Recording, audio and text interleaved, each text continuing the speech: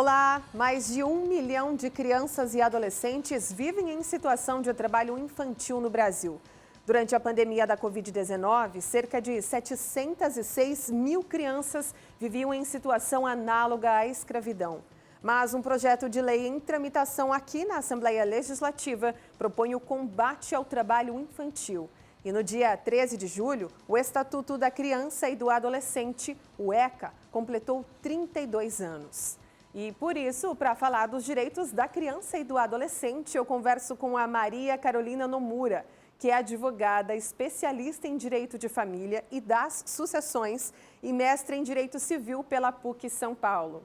Carol, obrigada por aceitar o nosso convite para falar desse tema tão importante e que, embora a gente esteja em 2022, mais de 30 anos do Estatuto ainda é bem complicado, né? Obrigada por aceitar o nosso convite. Obrigada a você, Elisa. É um prazer estar com vocês aqui hoje para falar sobre esse tema que é tão caro, né, para todos nós, para a nossa sociedade. Obrigada. Carol, para começar o nosso programa, eu gostaria que você já falasse a respeito desses dados que assusta muito, né? Como eu falei, em 2022 a gente evoluiu tanto no direito às crianças, mais de 30 anos da legislação e 1 milhão de crianças vivem em situação de trabalho infantil. Segundo uma pesquisa aí realizada por um site local, a maioria das crianças que vivem em trabalho infantil são da área rural. Mas aqui em São Paulo, capital, a gente vê muito as crianças no sinal, vendendo bala, vendendo algumas coisas, que é uma forma de trabalho infantil.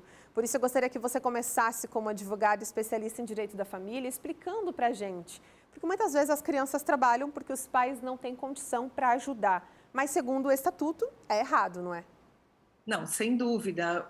Uma coisa é a profissionalização, é a inserção do jovem, né, a partir de 16 anos no mercado de trabalho, com políticas públicas, não só de, por exemplo, parcerias com o Senai ou escolas técnicas, que o jovem, ao invés de fazer o ensino médio regular, ele pode entrar numa escola técnica, sair de lá já com uma profissão, de jovens aprendizes. Isso é muito diferente de um trabalho infantil, como você bem colocou, de crianças no farol, pedindo dinheiro, vendendo balas. Isso, sem dúvida, é proibido pelo Estatuto da Criança e do Adolescente, proibido, inclusive, pela nossa Constituição, porque é dever da sociedade proteger essas crianças, porque elas não estão só trabalhando, né? Elas estão em risco, porque você não sabe quem pode pegar essas crianças, colocar no carro, falar assim, vem cá que eu vou te dar um lanche, e leva a criança embora. Então, assim, elas estão submetidas a riscos, né, de violência efetiva, a riscos de, por exemplo, intempéries mesmo do tempo. Você vê, às vezes, crianças descalças,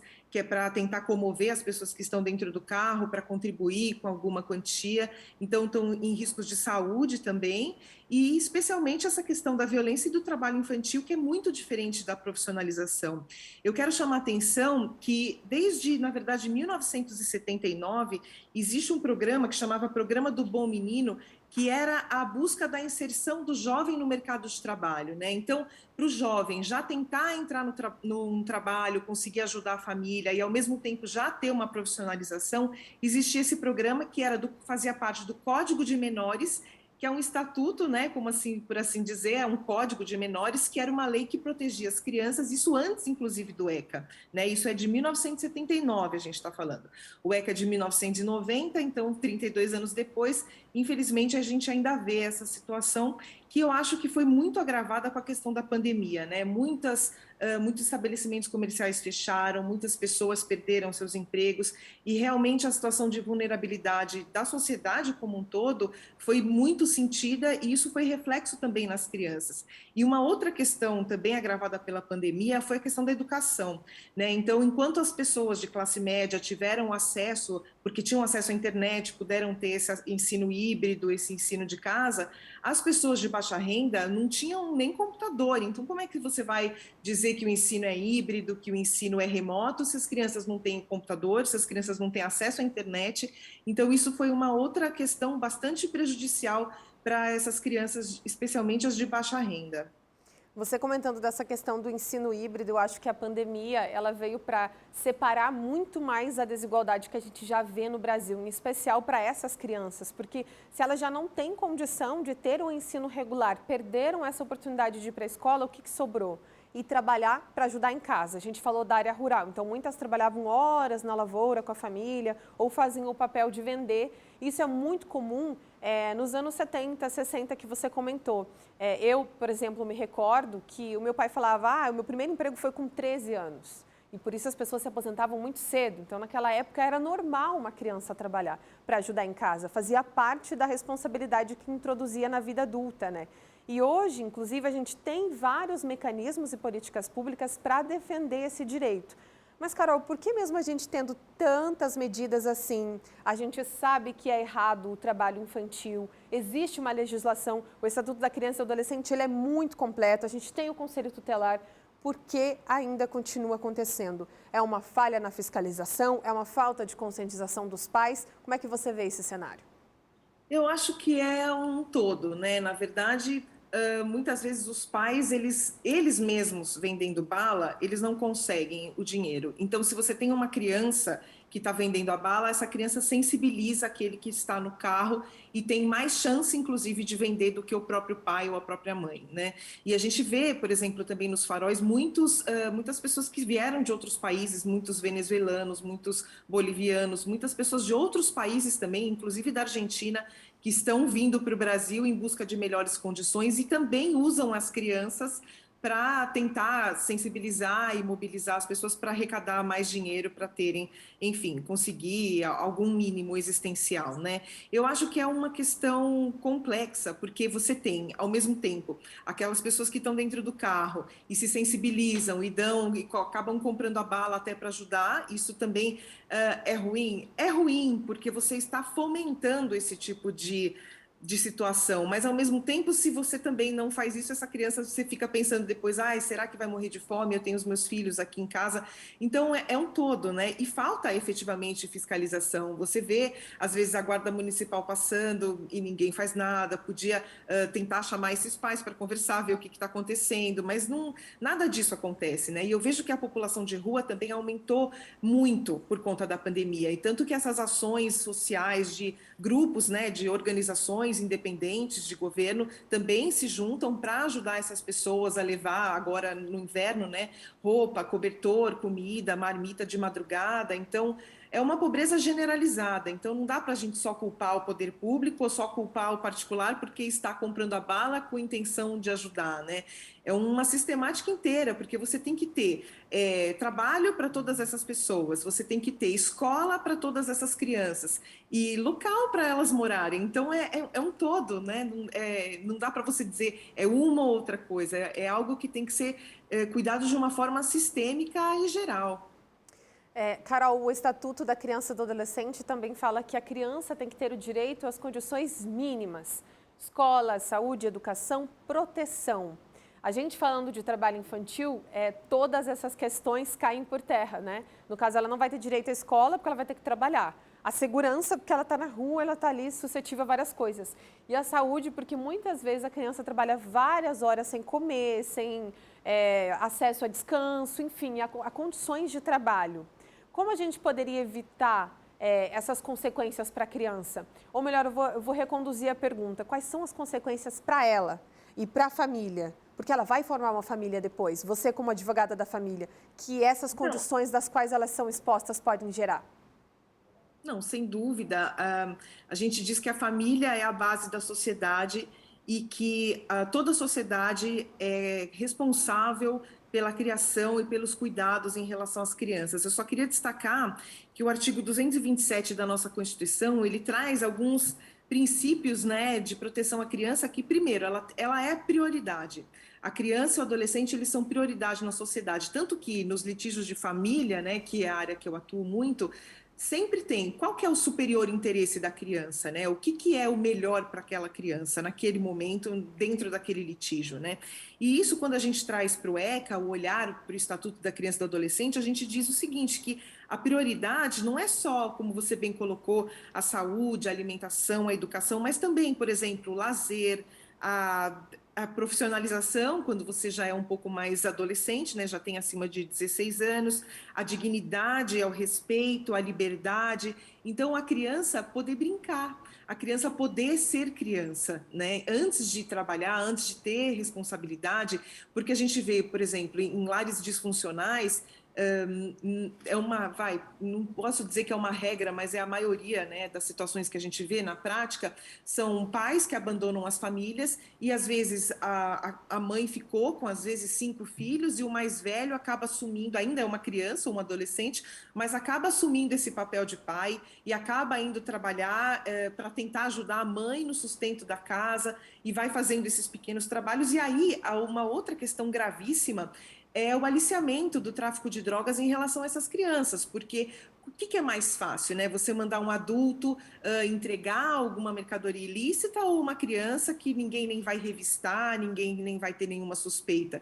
Então, as crianças elas acabam sendo aliciadas pelo tráfico de drogas, infelizmente, um altíssimo índice de prostituição infantil, e isso é muito grave, né? Isso a população não pode fechar os olhos. E se você perceber que algum movimento na rua, você tem que chamar a polícia, você tem que denunciar. A nossa parte, enquanto cidadão, é denunciar para o poder público e não corroborar com esse tipo de questão, né? Então, se você está na estrada, vê uma criança se oferecendo, você não vai consumir esse tipo de sexo, né? Por assim dizer, porque você está cometendo um crime.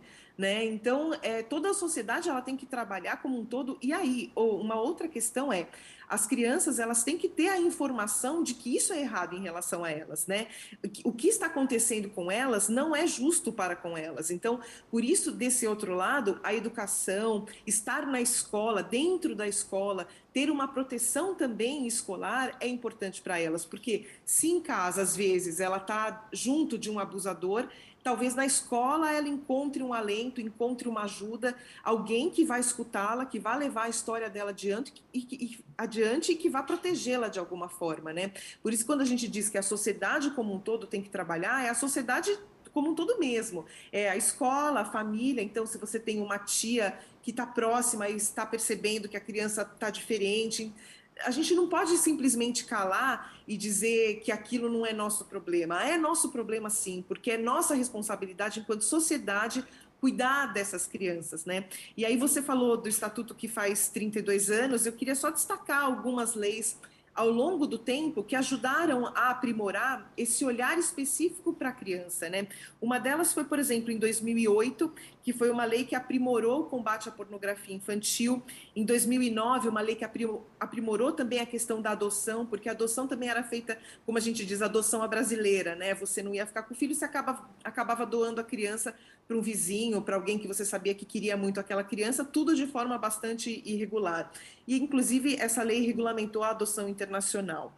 Em 2014, uma lei importantíssima, que é o direito da criança ser educado sem o uso de castigo físico e, inclusive, tratamento cruel. Isso foi muito importante. Você veja que a gente precisou de leis complementares para que a sociedade finalmente entendesse que você não pode bater numa criança, que isso não é educar, né? Então, hoje a gente vê todo um movimento de uma conversa da criança, de escutar essa criança, quais são as necessidades dela, e eu vejo porque a sociedade entendeu que a criança também é um sujeito de direitos, né? Ela não é um mini adulto, ela é alguém que está em desenvolvimento e que precisa de uma atenção especial, porque ela é uma pessoa especial ainda, que está se desenvolvendo, está adquirindo capacidade, e é isso, né? Então a legislação ela acompanha também o desenvolvimento da sociedade, né? Como a sociedade está olhando para esse ser que é a criança e nesse desenvolvimento todo que ela ainda vai ter, né?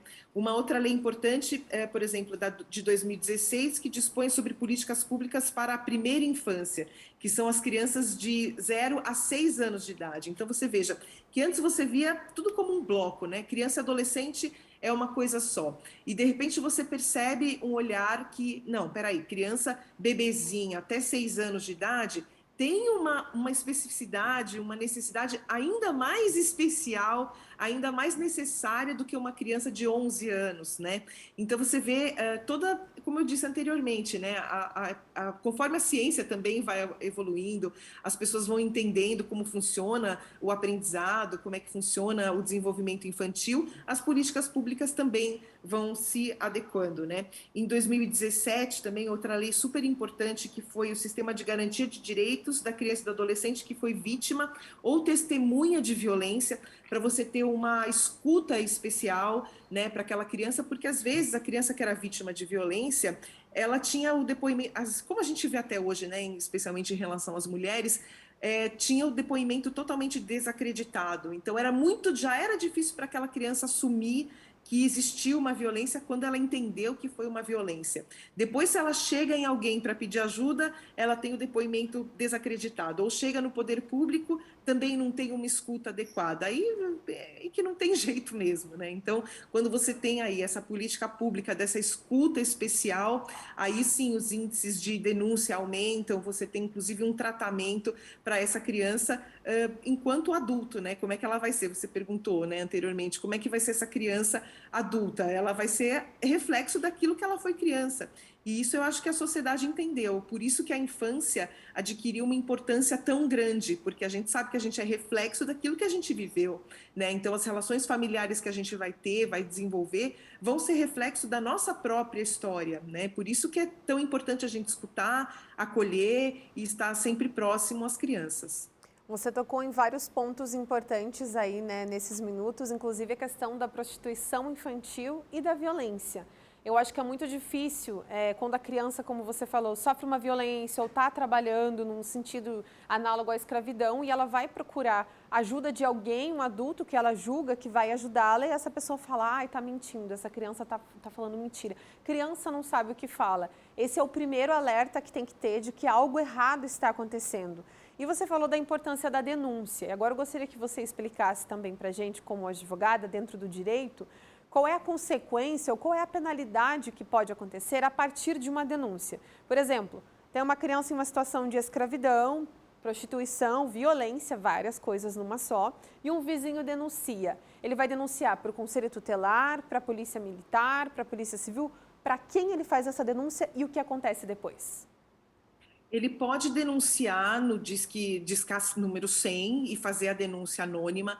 Ele pode buscar o conselho tutelar, ele pode buscar a polícia, ele pode buscar. O importante é fazer essa denúncia. Então, mesmo que ele ligue para a polícia, a própria polícia internamente vai saber como direcioná-lo aonde denunciar, ainda que você não saiba o que fazer. Liga sempre para a polícia, sempre vai um coringa, por assim dizer. Mas quando a gente fala de denúncias de crianças, a gente fala o Disque 100. Né, que é o número mais utilizado, assim como denúncia em relação às mulheres é o número 180. Mas mesmo que você denuncie, por exemplo, a crianças, você está vendo que tem uma situação de abuso, você liga o 180, eles vão saber te orientar também para ligar em outro número, ou eles próprios vão encaminhar essa denúncia. Bom, a partir da denúncia entra em jogo, né, entra em cena o Ministério Público, e esses pais, eles sofrem um processo, sim, de destituição do pátrio poder. Essa destituição do pátrio poder está elencada no artigo 1638 do Código Civil, mas assim, são questões bastante graves e que sempre vai ter o contraditório, né? O direito, às vezes, as pessoas acham injusto ter esse contraditório, né? Mas faz parte da nossa garantia constitucional a defesa, né? Você tem o direito à sua defesa e você só é considerado culpado depois que você tem um processo, né? Então, assim, ainda que, claro que a gente não está falando de uma situação em flagrante, se for em flagrante, está lá, você viu o crime, essa pessoa imediatamente tem uma prisão preventiva, uma prisão decretada, prisão em flagrante, e aí ela já é afastada do convívio familiar. Mas nas questões de violência em relação à criança, em relação à mulher também, porque às vezes é muito ligado, né, tudo. A gente fala da mulher, mas a criança também está junto, porque às vezes essa mulher é mãe desta criança e quando a criança vê a mãe sendo espancada, a mãe sendo violentada, é uma situação de violência também para a criança, ainda que esta criança não ela própria tenha sido vítima desse espancamento, né? Porque você vê uma situação de violência, é uma violência também. Então, e por isso que entra a questão da mulher e entra a questão da criança também. Tanto que em 2022 teve uma lei específica que era um mecanismo de prevenção da violência doméstica familiar contra a criança e o adolescente. Então você já tinha a Lei Maria da Penha, né, que defendia a questão da violência doméstica contra a mulher, mas em 2022 o ECA foi alterado por essa lei de 2022 que ampliou essa questão da violência doméstica em relação à criança. Mas voltando da denúncia. Bom, você faz a denúncia, essa denúncia ela é acompanhada de uma queixa-crime, você vai ter o acompanhamento do Ministério Público, e aí esses pais eles vão ter direito ao contraditório, né, dizer o porquê que aconteceu ou o porquê que não aconteceu, porque que efetivamente foi uma denúncia vazia, né, por assim dizer, porque às vezes acontece. A gente sabe também, a gente não pode fechar os olhos de que algumas denúncias são mentirosas. Às vezes tem o intuito de prejudicar uma outra família, fazem uma denúncia, mas a denúncia 100% tem que ser apurada sempre. E você sempre tem o direito também ao contraditório. E a pena principal, além da sua perda de liberdade, né, é a perda do pátrio poder. Aí essa criança, se ela for muito pequena, se ela não tiver nenhuma outra família, se não tiver pai, ou, tio ou avós, nenhuma família extensa, ela pode ser colocada em um abrigo e ser colocada para ser adotada também. Então a criança ela só consegue ser adotada quando os pais perderam esse pátrio poder. Mas assim, a gente é muito longo esse processo, né? Não é simples, não é rápido. Tudo no Brasil, quando a gente fala de processo judicial, tudo demora muito. Então, assim, falando agora bem rapidamente sobre a questão do direito de família, por isso que hoje a gente busca muito as soluções extrajudiciais. Então, mesmo não é caro a mediação, né? As pessoas falam, não, eu não vou contratar um mediador. Não, o próprio Sejusc, dentro dos tribunais de justiça, você tem o Sejusc. O Sejusc é um centro de justiça e cidadania, que oferece um serviço gratuito de conciliação.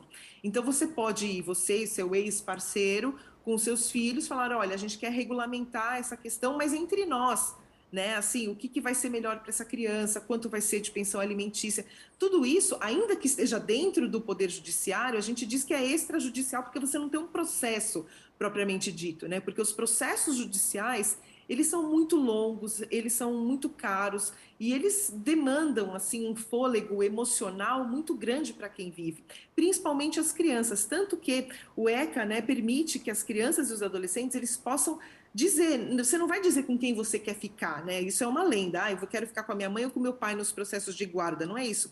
Mas o juiz, ele vai te escutar, vai entender o que está incomodando nessa criança, porque às vezes você está sofrendo também um processo de alienação parental. Então, você veja assim, que não só o ECA evoluiu, mas as relações familiares como um todo, né? Hoje, você tem um olhar para essa criança como sujeito de direitos, ou seja, alguém que tem voz, que tem vez, que tem vontade e cujas vontades precisam ser respeitadas e ouvidas, né? Isso é um processo que vem desde a democratização, da redemocratização do país, né? Que culminou com a Constituição de 1988, que elevou o princípio da dignidade humana como cláusula pétrea no nosso ordenamento. Então, assim, a dignidade humana hoje ele é o máximo.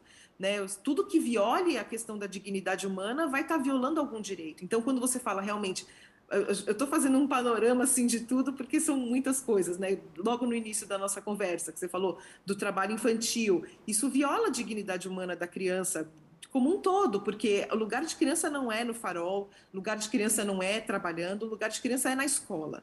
É na escola, protegida, em casa, bem alimentada, com saúde. Isso é o mundo ideal, né? Que a gente sabe que, não, infelizmente, não existe, que é muito difícil, ainda mais num pós-pandemia, onde a situação das famílias ficou tão difícil, né? Assim, economicamente falando.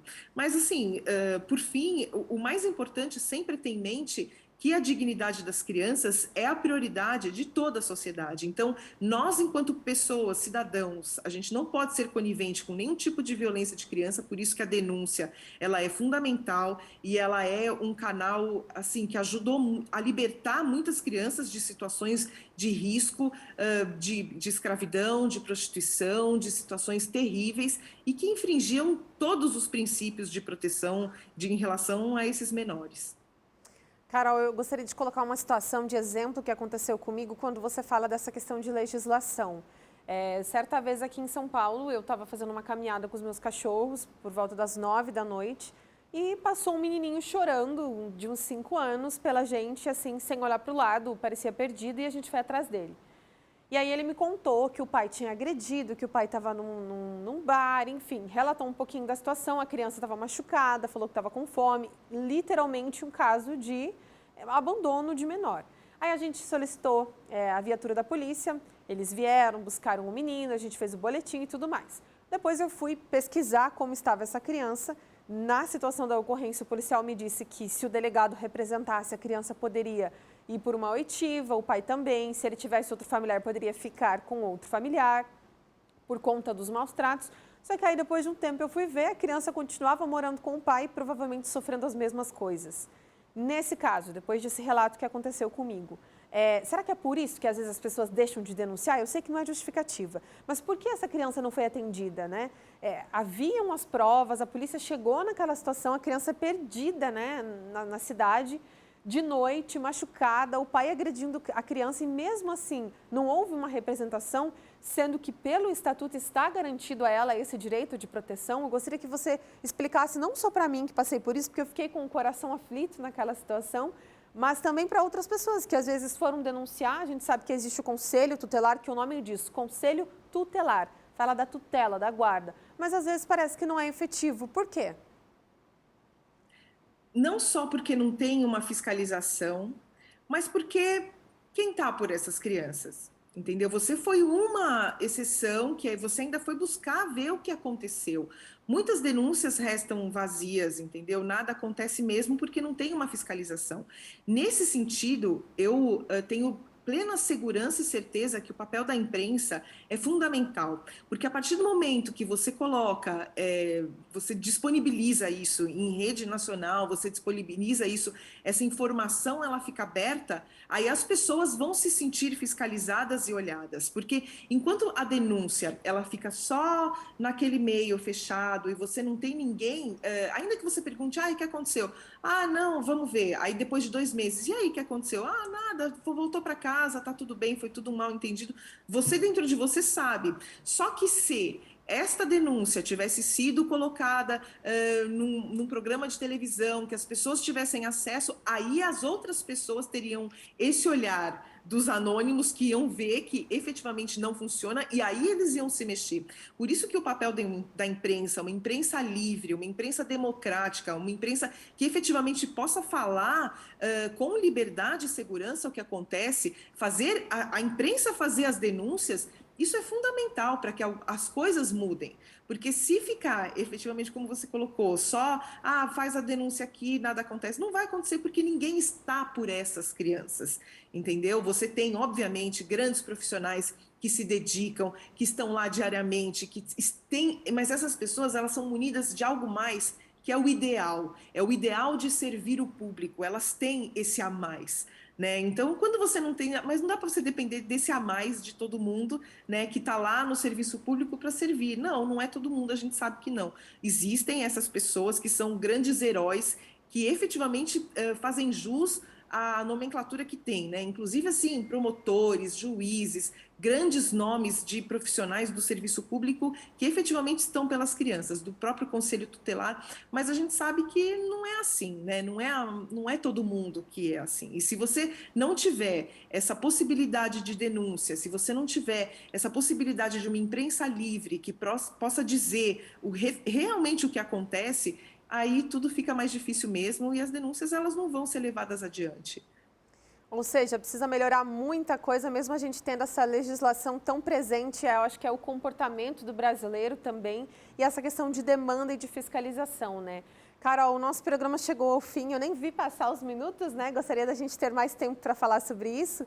Quero te agradecer pelos seus esclarecimentos muito pontuais e importantes e eu espero que essa nossa conversa possa ajudar quem está nos assistindo a também tomar atitudes quando ver uma situação dessa. Muito obrigada por topar falar com a gente hoje. Obrigada a vocês, boa tarde. A gente não pode esquecer nunca que se você é mãe de um, você é mãe de todos. As crianças merecem o olhar de toda a sociedade e da proteção. Muito obrigada. Eu que agradeço. Criança merece ser protegida e cuidada, né? O Conexão Legislativa de hoje fica por aqui. Obrigada pela companhia e até a próxima edição. Tchau.